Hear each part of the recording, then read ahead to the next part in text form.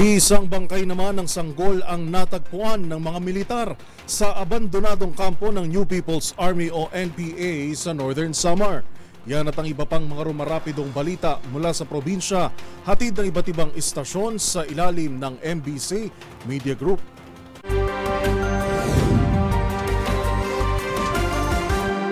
Nakatagpuan ng militar sa isang military operation sa bayan ng Katubig, Northern Samar ang bangkay ng isang sanggol doon sa mismong abandonadong kampo ng New People's Army. Natagpuan ito ng 20th Infantry Battalion doon sa nasabing lugar at kasama rin sa mga nakita ng mga kasundaluhan ang gamit ng sanggol.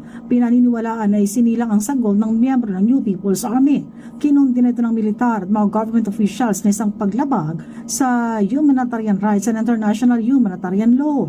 Ang pagkakadiskubre sa patay na sanggol ayon sa militar ay pagpapatunay lamang na ilan sa mga miyembro ng New People's Army ay dumaranas ng kahirapan sa panganganak doon sa bukid o sa kanilang pinagtataguan na kampo. Ang nasabing sanggol ay turnover doon sa government officials at binigyan ng disenteng libing.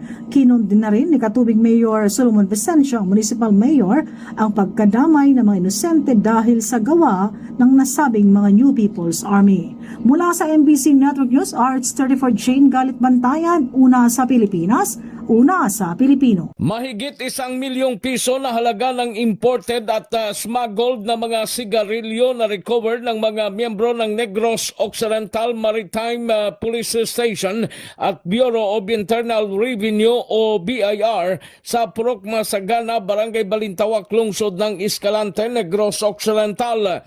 Ayon kay Police Captain Rinaldo Baudin Jr., hepe ng Negros Occidental Maritime Police Station, na diskubre ng mga operatiba sa isang bahay na nagsiserbi bilang bodega ng imported na mga sigarilyo. Dagdag pa ni Baudin, wala sa lugar ang may-ari ng umano'y mga miyembro ng Maranao mula sa Zamboanga na na-distribute na sa mga bukiring bahagi ng Negros Occidental ang ibang mga karton-karton at pakiting sigarilyo na recover ng mga otoridad. Ang 30 master cases, 135 rims at 4 na pakete ng iba't ibang cigarettes brands at more or less umabot sa 1,063,000 pesos ang halaga ng mga illegal na mga sigarilyo.